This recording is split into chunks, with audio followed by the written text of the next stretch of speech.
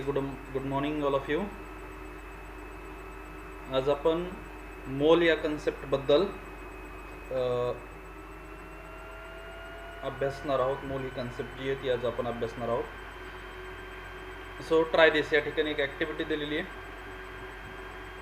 Way mass of a single grains of toor dal, masoor dal and chana dal on a balance. What was your experience?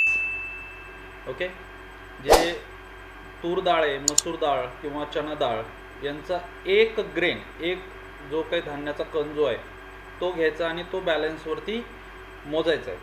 Okay, what was your experience? Okay, so काय experience असेल?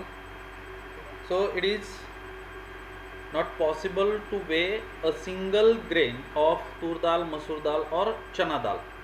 तूर डाळ असेल, मसूर डाळ असेल किंवा चना डाळ असेल, याचा एक ग्रेन बॅलन्स करणं पॉसिबल नाही आहे.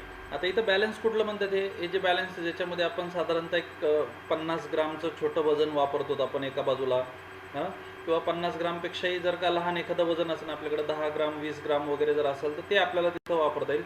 पण एका तराजूमध्ये जर का तुम्ही एक धान्याचा कण जर टाकला, तो तुरीच्या डाळीचा असेल, मसूर डाळीचा असेल किंवा चना डाळीचा असेल, तर ते बॅलन्स त्याला मोजणार नाही. वे mass of 10 gram of tur dal, masoor dal and chana dal each, and count the number of dal grains of each kind in the weight proportion. The weight portion is the number same for all or different? सगळ्याच्यासाठी ती जी काही संख्या आहे ती सारखी आहे का वेगवेगळी आहे? म्हणजे 10 ग्राम जो आहे, 10 ग्राम मोजून तूर डाळ घ्यायची आहे, मसूर डाळ, चना डाळ, आणि प्रत्येकी 10 ग्राम तूर डाळ, मसूर डाळ आणि चना डाळमध्ये त्या डाळीचे किती धान्य म्हणजे त्याचे कण जे त्या डाळीचे किती कण त्याच्यामध्ये आले हे मेजर करायचं, हे मोजायचं आणि सांगायचं की ते सगळ्या याच्यामध्ये सारखे आहेत का? म्हणजे तुरीची डाळ असेल, मसूर डाळ असेल, चना डाळ असेल, याच्यामध्ये सगळ्या धान्याचे कण सारखे आहेत का?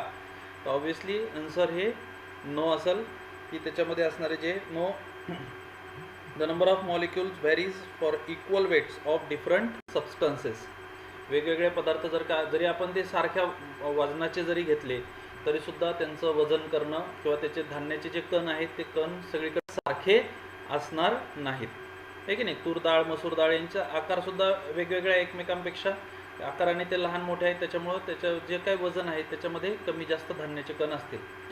Draw a line sketch on a paper. Paint it by placing or pasting the dal grain in the sequence tur, masoor and bengal gram. You will need equal number of dal grain of the three kind. Count number and also find out how many dozens of the respective dal grains were required. तर आता हे बघा, हे थोडंसं activity हे करून बघण्यासारखा प्रश्न आहे आणि याच्यामध्ये आन्सर जे प्रत्येकाचं वेगवेगळं त्या पद्धतीने येईल. एक लाईन ड्रॉ करायची सारख्या आकाराची आणि त्याच्यावरती काय करायचं की वेगवेगळ्या डाळीचे जे काही कण आहेत ते त्याच्यावरती काय करायचे, चिटकवायचे आणि किती डझन प्रत्येकी लागले, म्हणजे वेगवेगळे लागले का सारखे लागले, काय लागले ते सांगायचे. What inference will you draw about the mass of an equal number of its different dal grains and the number of its dal grain is equal mass of different dals? Okay, so काय inference आहे? No, it will not work if we take equal weights of different substances, because number of molecules depend on the molecular mass of that substance, not on the weight.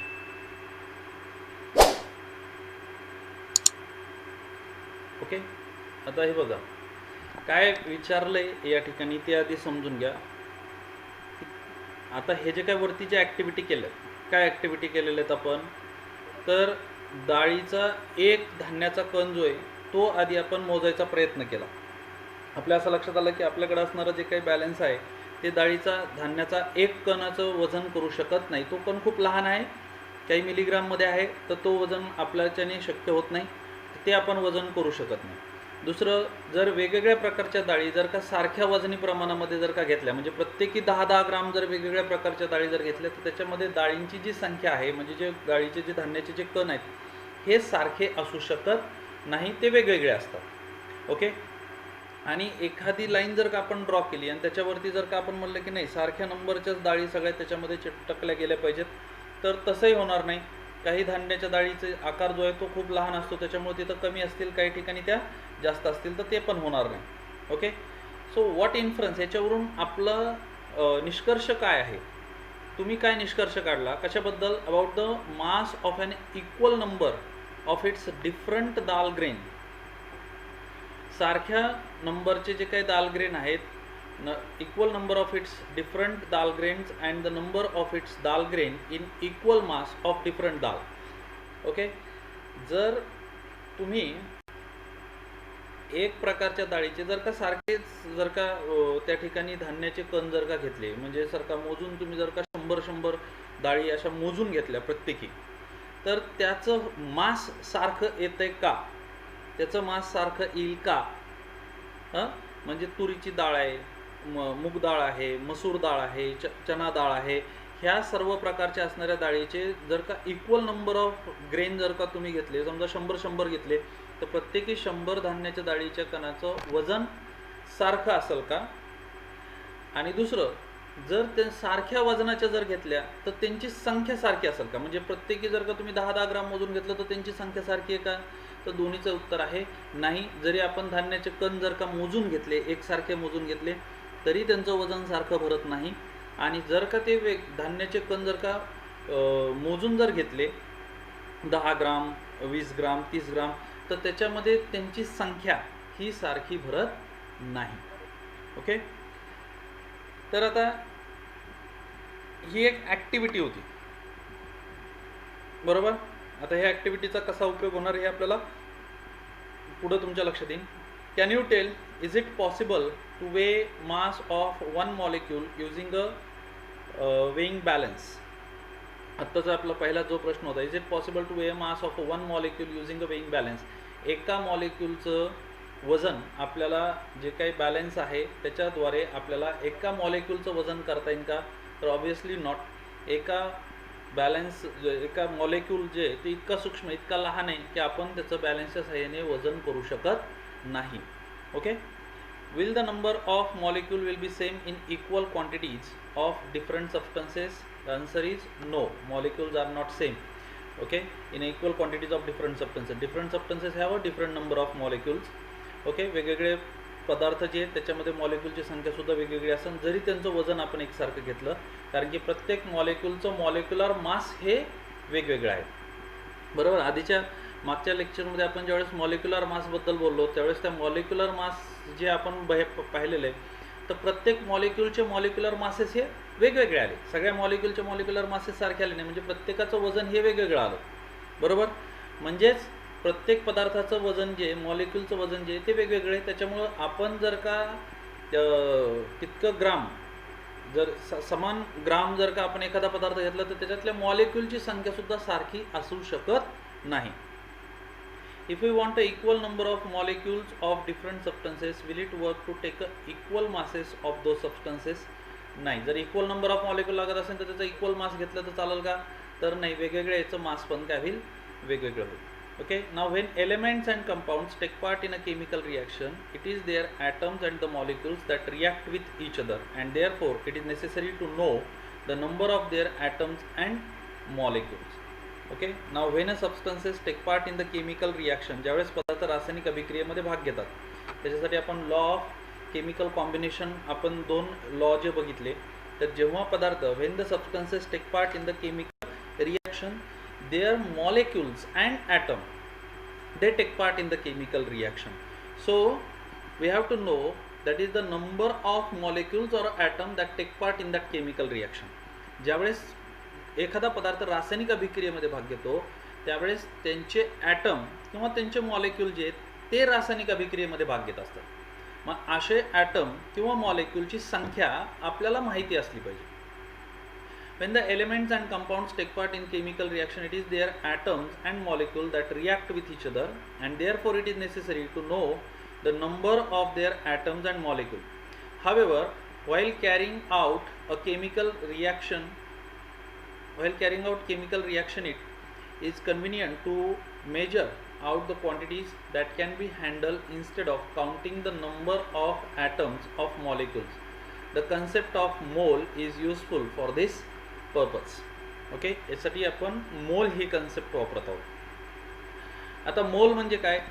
A mole is that quantity of a substance whose mass in gram is equal in magnitude to the molecular mass of that substance in Dalton. Okay, आता इथं जी definition दिलेली आहे ती definition तुम्हाला शब्दशः तशी definition बघण्यापेक्षा मी काय सांगतोय त्याच्याकडं लक्ष द्या. अ मोल it is the quantity of a substance whose mass in gram it is equal to the its molecular mass, or the molecular mass of a substance is expressed in terms of gram. मोल concept म्हणजे काय? एखाद्या पदार्थाचं जे molecular mass आहे that molecular mass it is expressed in terms of gram, means 1 mole of दिट substance. एखादा पदार्थ 1 मोल आहे म्हणजे काय? तर त्या पदार्थाचं जे मॉलिक्युलर मास आहे ते ग्राममध्ये एक्सप्रेस करायचं. आता सोपी गोष्ट म्हणजे उदाहरणार्थ समजा फॉर एक्झाम्पल तुम्ही कार्बन घ्या. कार्बन कोळसा जर घेतला आपण, तुम्ही कोळशाची बारीक पूड जर केली, ही पॉसिबल आहे, तुम्हाला ही शक्य आहे कोळशाची बारीक पूड करणं. ओके, आता 1 मोल कार्बन घ्यायचं आहे, 1 मोल आपण कार्बन घ्यायचा. आता 1 मोल कार्बन घ्यायचा म्हणजे नेमकं काय करायचं? तर त्या ठिकाणी कार्बनचं जे मॉलिक्युलर मास आहे, आता कार्बन हा त्या ठिकाणी ॲटॉमिक मोनो ॲटॉमिक फॉर्ममध्ये आहे, म्हणजे कार्बन नुसतं एकटाच आहे. तर कार्बन किती आहे? कार्बनचा ॲटॉमिक मास किती आहे? कार्बनचा ॲटॉमिक नंबर आहे 6, ॲटॉमिक मास आहे 12. ओके, तर 12 ग्राम कार्बन जर तुम्ही घेतला म्हणजे तुम्ही 1 मोल एवढा कार्बन घेतला. लक्षात आलं का तुमच्या? तुम्ही एखादा कोळसा आहे, कोळसा जर तुम्ही बारीक केला, त्या कोळशाची जर बारीक पूड केली आणि तो बारीक करून, हे तुम्हाला पॉसिबल आहे की तुम्ही एखाद्या बॅलन्सवरती जे काही इलेक्ट्रॉनिक बॅलन्स वगैरे असेल त्याच्यावरती तो कोळसा टाकून बरोबर 12 ग्राम तुम्ही मोजून घ्या. तो 12 ग्राम तुम्ही मोजलेली जी कोळशाची पावडर आहे ती 12 ग्राम मोजलेली कोळशाची पावडर म्हणजे 1 मोल ऑफ कार्बन. ते कार्बनचा 1 मोल आहे. म्हणजे molecular mass expressed in terms of gram means 1 mole of that substance. एखाद्या पदार्थाचं मॉलिक्युलर मास किंवा ॲटॉमिक मास हे त्या ठिकाणी ग्राममध्ये एक्सप्रेस करणं म्हणजे तो पदार्थ 1 मोल आहे. ओके, आता जनरली मीठ आपल्या प्रत्येकाच्या घरी आहे, बरोबर. आता NaCl जे सोडियम क्लोराईडचं मॉलिक्युलर मास तुम्ही फाइंड आउट केलेलं आहे. किती आहे सोडियम क्लोराईडचं मॉलिक्युलर मास? किती आहे सोडियम क्लोराईडचं मॉलिक्युलर मास? किती आहे? तुम्ही काढलं ना NaCl किती आहे?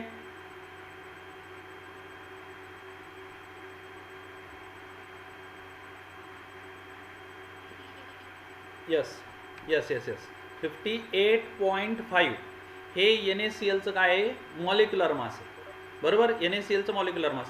आता तुम्ही जर का किराणा दुकानामध्ये जाऊन जर का 58.5 ग्राम मोजून NaCl जर घेतलं म्हणजे मीठ 58.5 ग्राम 58.5 ग्राम जर हे मोजता येणं शक्य, 50 ग्राम म्हणजे आपण जनरली एक छटाक म्हणतो आपण त्याला, बरोबर. तर 58.5 ग्राम 58.5 ग्राम जर का तुम्ही मीठ घेतलं, NaCl जर घेतलं, it means that you take 1 mole of NaCl. 1 मोल NaCl तुम्ही त्या ठिकाणी घेतलेले म्हणजे molecular mass is expressed in terms of gram. त्याचं जे मॉलिक्युलर मास आहे ते ग्राममध्ये सांगायचं. 58.5 डाल्टन हे त्याचं मॉलिक्युलर मास आहे, ते डाल्टनमध्ये न सांगता ते ग्राममध्ये सांगायचं. आणि तेवढा ग्राम सबस्टन्स म्हणजे 1 मोल तो सबस्टन्स आहे. प्रत्येकाचा मॉलिक्युलर मास वेगवेगळा आहे, त्याच्यामुळं प्रत्येकाचं जे काही 1 मोल सबस्टन्स जो आहे तो वेगवेगळा ग्राम असणार आहे. लक्षात आलं का मोल म्हणजे काय ते? इथं डेफिनेशन आपल्याला दिली आहे. A mole is that quantity of a substance whose mass in gram is equal in magnitude to the molecular mass of that substance in Dalton. त्या सबस्टन्सचं मॉलिक्युलर मासमध्ये जेवढं डाल्टनमध्ये जेवढं मॉलिक्युलर मास असतं तितका ग्राम तो पदार्थ म्हणजे 1 मोल पदार्थ. Thus the molecular mass of oxygen is 32 Dalton and therefore 32 gram oxygen is a 1 mole of oxygen. ऑक्सिजनचं मॉलिक्युलर मास 32 डाल्टन आहे, 32 डाल्टन आहे, म्हणजे 32 ग्राम ऑक्सिजन म्हणजे 1 mole oxygen. The molecular mass of water is 18 Dalton, therefore 18 gram of water makes 1 mole of water. वॉटरचं molecular mass 18 Dalton आहे, त्याच्यामुळे 18 gram water म्हणजे 1 mole water. Okay, so 1 mole of a compound is the mass of that substance in grams, equal in magnitude in its molecular mass. The SI unit is mole. याचे SI unit MOL आहे. Okay, so number of molecules of a substance is equal to mass of substance in gram. म्हणजे एखाद्या पदार्थाचे किती मोल आहेत, किती मोल तो पदार्थ आहे, तर त्याचं mass of a substance in gram, त्याचं ग्राममध्ये असलेलं mass divided by molecular mass of substance, त्या सबस्टन्सचं molecular mass. Okay, so the molecular mass of water जर 18 डाल्टन असेल, आता एखादा क्वांटिटी दिली आपल्याला, इतकं ग्राम एखादा पदार्थ आहे म्हणजे किती मोल पदार्थ आहे, आता आपल्याला पुढे येईल ते. सो काय फॉर्म्युला वापरायचा त्याला, number of mole of a substance, एखादा किती पदार्थ किती मोल आहे, is equal to mass of substance in gram, त्याचं ग्राममध्ये असलेलं mass divided by molecular mass of substance. Okay, त्याचं मॉलिक्युलर मास याचं डिवायडेशन म्हणजे तितका मोल तो सबस्टन्स आहे. लक्षात आलं, समजलं का हे?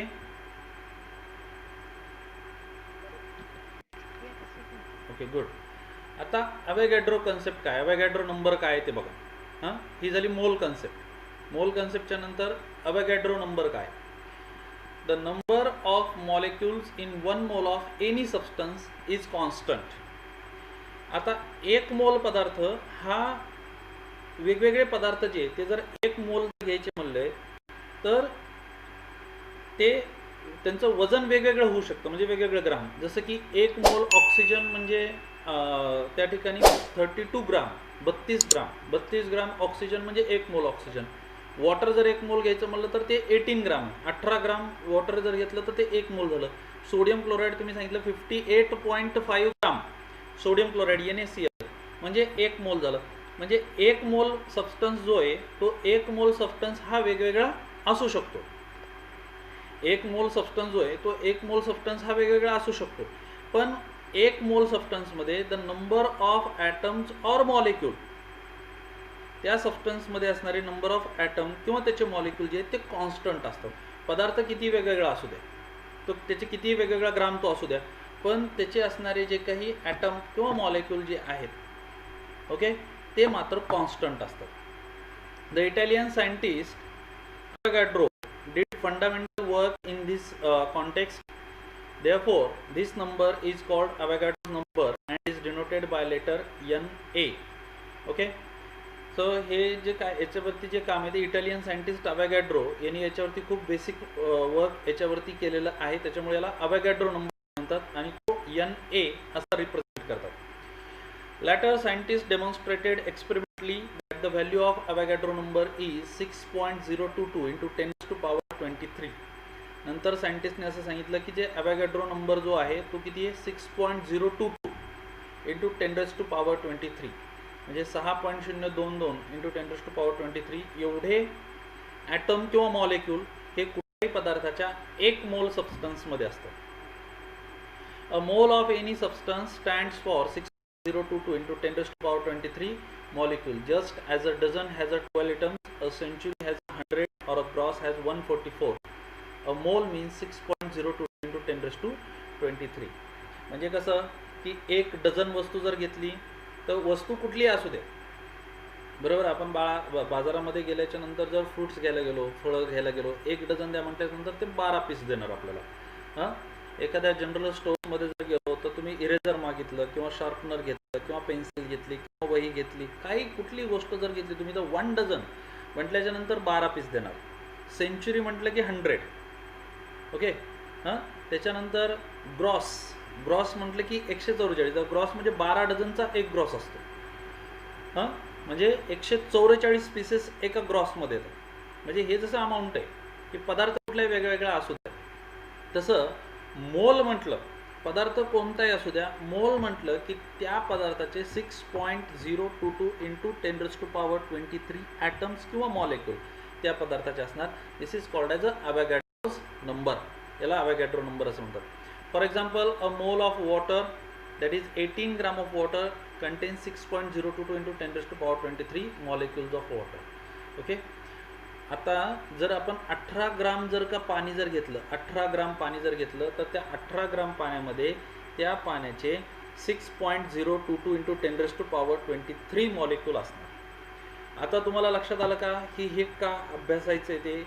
म्हणजे असं जर तुम्ही पाणी घेतलं असतं, तुम्हाला जर का कोणी विचारलं असतं की या पाण्यामध्ये पाण्याचे म्हणजे H2O चे किती मॉलिक्यूल आहेत, हे तुमच्यासमोर एक ग्लासभर पाणी आहे, तर त्या पाण्यामध्ये त्या पाण्याचे किती मॉलिक्यूल H2 चे मॉलिक्यूल किती आहेत हे तुम्ही जसं डाळीमध्ये तुम्ही सांगू शकता, हाताने ते निवडू शकता, कारण तुमच्या डोळ्यांना दिसतंय ते, हाताने तुम्हाला ते निवडता येते, बरोबर. म्हणून तुम्ही सांगू शकता की 2 ग्राम 3 ग्राम 10 ग्राम 5 ग्राम जर डाळ घेतलेली असेल तर त्याच्यामध्ये त्या धान्याचे किती कण आहेत ते. पण पाण्याचे कण तुम्ही मोजू शकतात का? कार्बनचे कण तुम्ही मोजू शकतात का? तर असं तुम्ही ते हाताने मोजू शकत नाही, पण कॅल्क्युलेशनने तुम्ही ते मोजून दाखवू शकता.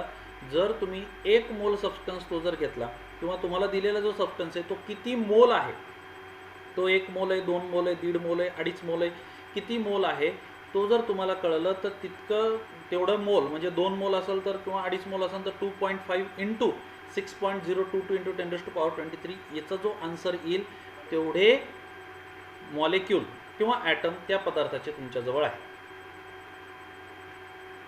लक्षात आलं? लक्षात आलं का? मोल कन्सेप्ट आणि अवॅगॅड्रो नंबर या 2 कन्सेप्ट तुम्हाला समजल्या का?